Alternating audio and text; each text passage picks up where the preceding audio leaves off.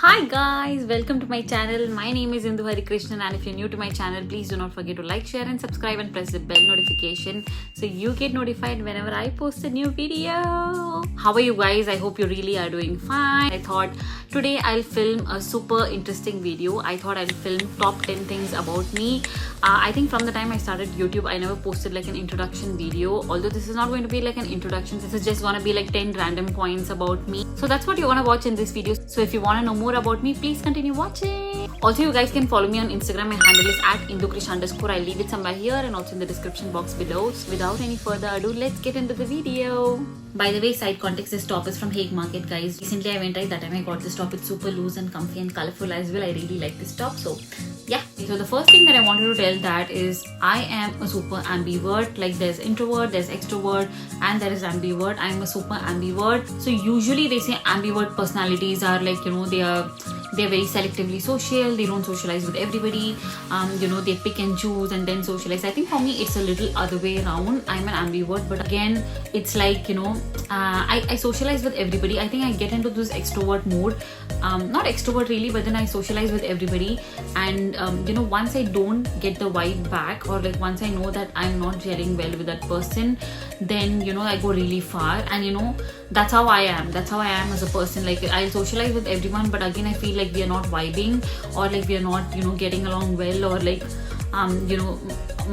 we kind of don't hit it off really well. Like then I don't really go back to that person and be like the same way. It takes really a long time for me to come back to that person and be my same way, because I'll be like, that person is not gelling well anyways, right? So what's the point like that? So I think, but in terms of socializing, I socialize with everybody. I can talk to anyone. I can make a conversation with anybody. I can, talk on any topic and then have an engaging conversation. But then again, it depends on the person who's next to me. If the person is again, similar personality, not really similar personality, but again, if that person is vibing, then that's a whole different story. Then I can really get well along with the person. But if I see that the person is little aloof or like not really interested in the conversation, then I will leave it. I don't expect you to be like a super extrovert or like an ambivert like me. But again, the problem here is that for me to get back to that person with the same vibe takes some time. So that's also a little weird. And I feel at present in my life, most of the people that are there, we kind of like clicked right from the beginning. Okay, kind of had like a vibe. We kind of were like, both were interested in talking to each other, and there was a certain vibe. That's how we kind of connected very well. And the people with whom I couldn't connect for like various reasons. So yeah, I'm a super ambivert. It's not like I talk very selectively. I talk to everybody. I can make conversation with everybody. But again, when you see my chosen people to be very close to, or be how do I say, like be very close to, or like consider like the people I want to go and talk to again are like people with whom I vibe with. So I think I'm a super ambivert that way. Also, I think I kind of don't let my guard down that easily. People who know me know that very well. I'll not be like, why are you not talking? Let's talk. No, I am not that person at all. I'll definitely not be like that. I'll be like, okay, you don't want to talk, take your time. We'll talk later. I'll be like that. So I'm not that person who will be like, I'll not just be like, okay, let's talk. What happened? Talk to me. No, I don't think anybody has heard that from me ever. Like if you don't talk, I'll be like, yeah, okay, fine, something happened, take your time. If you want to talk about it, we can talk about it. So I think I think it's kind of like a side point, but then also that's how it's been for me. My conversations, like if I'm vibing with someone, that's like a whole different level, guys. Like I really vibe with that person. So it all depends on the conversations, initial conversations that I have with someone. If it's like happening, then it's very good, and if it's not, then it's very much like a very formal conversation after that, like hi, how are you, blah blah blah. It's like that. So yeah, so the first point is I'm an ambivert. Okay, so the second point is that I am rebellious. I am actually rebellious in my own terms. I have to explain this really well, because when I say rebellious, it is that if someone says me, you can't do this, it's not like, how do I say, it's not, if they control me, I don't like to be controlled.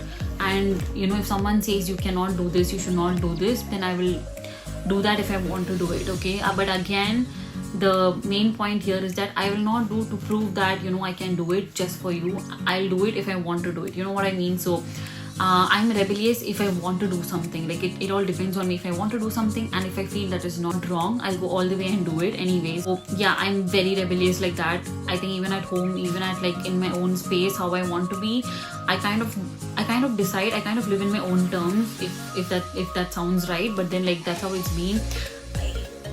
I mean, without harming anybody, of course, right? So if I want to do something and if someone says me, you can't do that, you should not do that, you cannot go here, then I'll definitely do that. I've always been like that. Then I'll be like, I'm doing it because I don't see anything wrong in that. So I do like a self-analysis always. I'll be like, is this wrong? No, it's not wrong. So why should I not do? I'll definitely do that. So but again, I don't get into this rut that you told me I can't do, so I will do and show it to you just to prove to this one person I'll do it. No, I don't do that as well.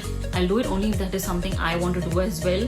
If not, like, you know, I'll not even pick that thing, to be very honest. Like, if I don't want to do it, it will not even be in my list of to do things, you know. So I'll never go out of my way to just prove to that one person or like, you know, couple of people, like, you know, you told I am like this, so I'll definitely do this to prove that I am not like that. No, I'll never do like that. I'll still see what I want to do, and if I want to do and somebody is stopping that, then, you know, it's kind of like you break the hindrances that is there on the way. So I usually go out of my way to do things. It could be anything. It's not just like career or like, you know, finances or like your happiness.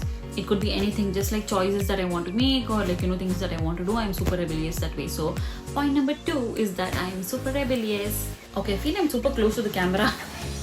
Okay, so point number 3 is that I think the next 3 points are kind of like tied up to each other, but point number 3 is that I cannot handle weird noises. Like, that is something that's major. I really cannot handle, you know, when I say weird noises, it's from like, you know, human made noises, like, if that makes sense.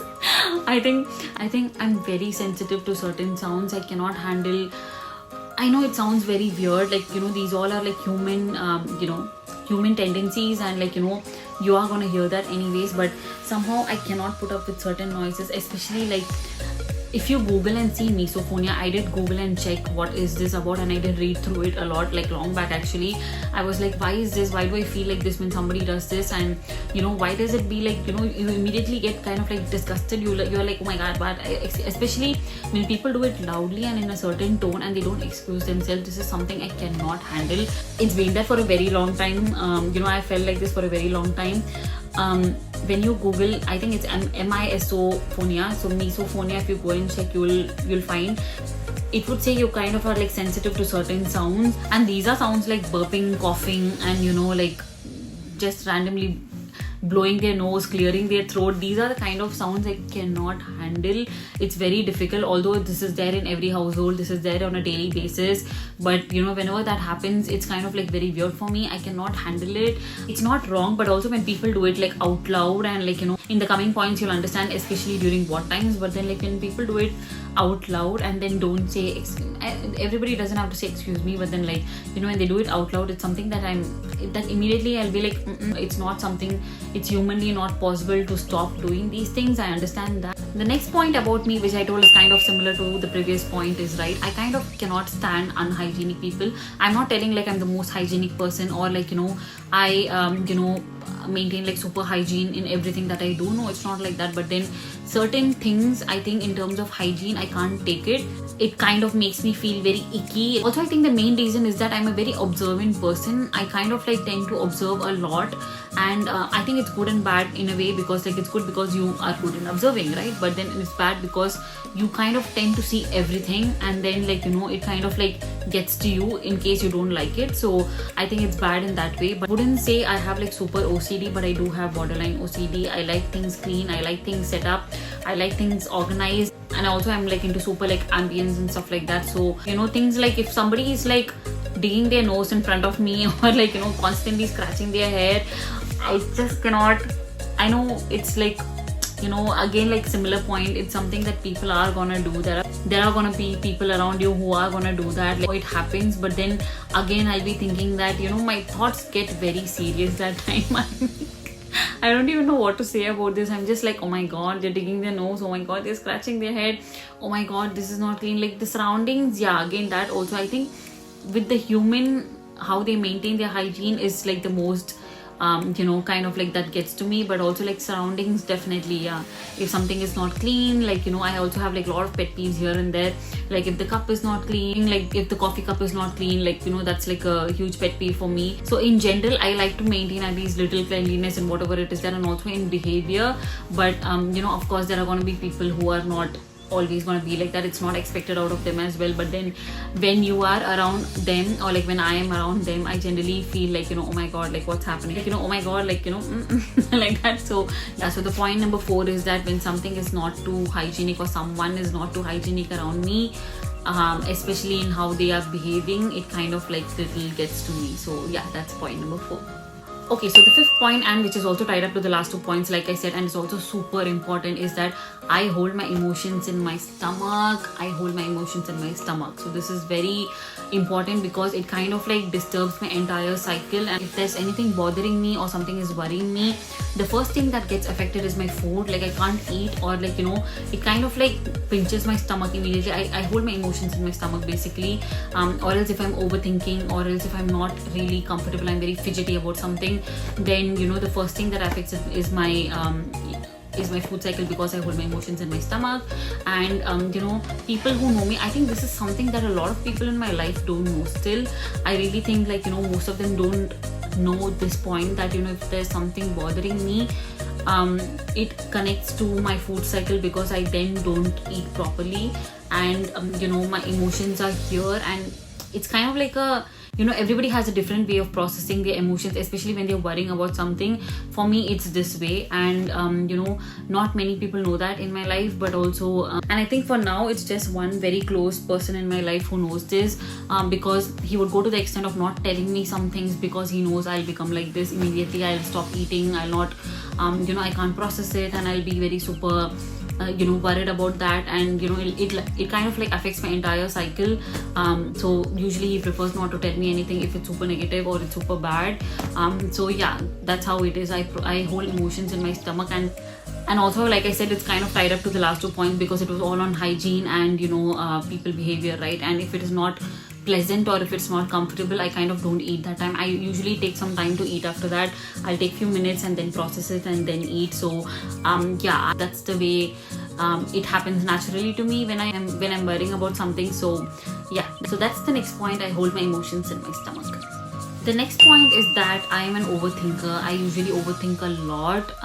It's got better now, I would say, than before. Now I'm trying to like let loose of things, but then like I still do overthink sometimes. I'll be like, so this happened, so that might happen, and then this would happen. I would think of all possibilities in all possible ways, and people do overthink, and so am I. I kind of like overthink sometimes, but I feel it's got a lot better. But still it's there in some place. There's just one thing that happens, and I might think like in 50 directions. So I might have to do this, so I should be ready with this. I should like plan this. I kind of end up thinking like possibilities, and at the end only to know that nothing happened. So it's kind of like overthinking that I keep doing. That this might be happening, that might be happening, this is the possibility, that's a possibility. I know it's very like if you don't overthink, I'm telling you, you're really doing good, because overthinking is not good. When I say overthinking, sometimes it is not major things. It's not like life decisions or like life changing decisions or something like that. It could be smallest things. I'll tell you something. Sometimes applying leave in my office has made me overthink too much, that I would be like, yeah, I can apply, but then again I have to apply on some other day. It's just one day leave that I'm talking about. And then I'll be like, oh, but then if I tell this, probably it would sound wrong. Like maybe I'll have to think sometime, and then you'll know. And actually this all is just going on in my mind, and I'm just thinking and be like, okay, like this, I might have to think about it. But yeah, sometimes it will be like the smallest things. I think with the major decisions, I'm kind of like good sometimes, to be very honest. That time I'm like, this or that, it's like that. So, but I think with smaller things, I kind of like tend to overthink a lot. It's not even of any value. It's just wasting my time, but still I end up doing that. So it's something that I keep working on, thinking that I know it's a very common thing. A lot of people do overthink about a lot of things, but I think sometimes you should be very decisive in most of the things, and that's a good quality to build on. So that's something I'm working on, and it's better than before, and I hope in the future I don't keep overthinking on a lot of small things especially. So the next point is that I am an overthinker, or like I'm rather working on it. So the next point is that I love horror thriller documentaries. I do watch a lot of like horror movies, not horror really, but thriller movies or like suspense, like documentaries and movies and shows. I'm really into it actually. I'm really like, oh my god, what happened? I like the whole suspense part. So that's something about me. I really like this genre of movies and shows.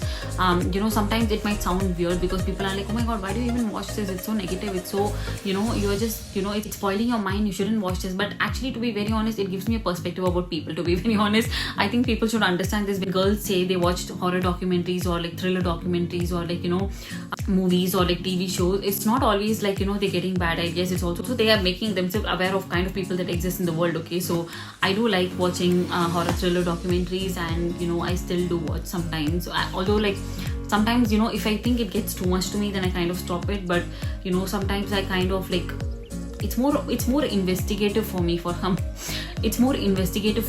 reason, especially with documentaries. I'm like, what happened, like why did this happen, how did this person do. I kind of like go into this analyzing part, like why did this whole thing happen. So the kind of genre that I mostly like is suspense thriller kind of genre. So yeah, that's the next point. Okay, so the next point is that I like extreme winters. I know that sounds super weird. My sister was like, you weird, seriously. So I'm someone who like extreme winters. I can handle like -degree, but again, having said that, I do not like summers. I mean, it's nice to say, oh, it's a bright sunny day, but again, if it's a little cold outside, that really works for me. But if it's just hot and like burning hot and like it's all sweaty, I really don't like that kind of weather. I don't like summers much. I'm more of a winter girly. I really like extreme cold weathers, or like it just has to be cold and I like it. Some of you might think, you come from Chennai, what do you mean you don't like summers? Yeah, like most part of it I'm in Bangalore, which is again a cold place. But yeah, I'm not a summer girly, I'm a winter girly. So I think this whole video is a mix-up of my likes and dislikes and me as a personality. But then yeah, the next point is that right now my emotional quotient is high. I don't want to say high, but it is good. Like I wouldn't break down easily, or I think I'm not that person. I'm very secretive in expressing my emotions, especially when it comes to like crying and things like that. I don't cry in front of everybody. I'm very icky, or like I'm very sensitive about in front of whom I cry. I don't know, for some reason I'm not very expressive in terms of those kind of emotions. My emotional quotient is, I think over a period of time it really builds, and you kind of like are strong. So if something happens or like something I'm not okay with and it breaks me down, but still I wouldn't like break down in front of someone. I might take my time and process it, but then again I would just not break down in front of someone and become very emotional. So it's good to be emotional. There's nothing wrong in being very emotional, or expressing your emotions that way. I'm not saying it's wrong at all. It's a very good thing actually. You should express your emotions if you want to, but I'm telling that in terms of like just not being able to handle or becoming very sensitive in that space, I am kind of like okay, because I know how I can deal with my emotions at that time when something happens, and then I'll take my time and process it. And also, like I told, I don't like tearing up in front of everyone. I know it's not like a best thing to say, but then it's just me. I don't like tearing up in front of everyone. They're very selective people who've seen me like ugly crying and stuff. So yeah, but then like I said, you should be expressive. You should be you should have your emotions. But again, I think also you shouldn't be too emotional. It's bad in a way. There was a time where I used to be super naive and stuff, but then again, if someone is too emotional, I think that's again something you might want to work on, because breaking down for everything or like tearing up is again not a good thing. Not everybody around you wants to see you smiling and happy. They're just gonna be like, this girl is anyways gonna break down. Again, if you're too emotional or you like break down for everything, or you just tear up for everything, I would say like try and be a little strong. Like you really want to work on that. Don't break down very easily, because a lot of things in today's world can get to you. So if you're just gonna break down or cry for everything, or like be very extremely sensitive, then it's not a good thing for you and for your health as well. So I would say if you're very emotional, try to be a little strong. That would really help you. But again, I'm very sure you know where to show your emotions. Yeah. Last point about me is that I am a converted vegetarian. I'm a vegetarian by choice. So when I was born, I was eating non-veg, and my mom said I was eating fish and all a lot. But after a certain point, I think when you know a stark difference when you're growing up, what is veg, what is non-veg, and you kind of start disliking it. I think that's what happened to me. I was like, no, I will not eat non-veg. I don't want to get into the whole debate of like, plants and vegetables and like, animals and like all that debate. I know each to their own. If they want, they're gonna eat. But for me, I don't eat non-veg at all. I'm a total vegetarian right now. I used to eat egg, but again, egg also I've stopped for a very long time. So now and then sometimes I do eat, but egg also, it's been a very long time since I ate. I am a vegetarian now. I've been a vegetarian for the longest time in my life. I can't even remember when I ate non-veg last. So that's how long it has been. I think ever since, after growing up, I really didn't eat non-veg at all. So the last was like, in childhood I had eaten. So I really don't want to get into that debate of like, veg, non-veg, plants, animals and stuff like that. But then me as a person, I don't eat non-veg for sentiment reasons, and that's the whole reason I stopped it as well. It was by choice. It was by my own choice that I stopped eating non-veg. And so yeah, right now I am a total vegetarian. So that's all for this video, guys. I hope you got to know something about me. I think this video was very easy for me to make. I was like 10 points about me. Okay, 1, 2, 3, 4, 5, 6, and I had like 10 points. Actually, I had more points. If you want a part 2, I can make that as well, because I had so many points about myself. I think I've analyzed myself a lot over the past few years. I was like, it was so easy for me to figure out few points. So if you want to know more about me, I can make a part 2 about myself and 10 more things that you should know about me. So yeah, I hope you like this video and really got to know something about me. Thank you so much for watching, guys, and I will see you in my next video. Bye.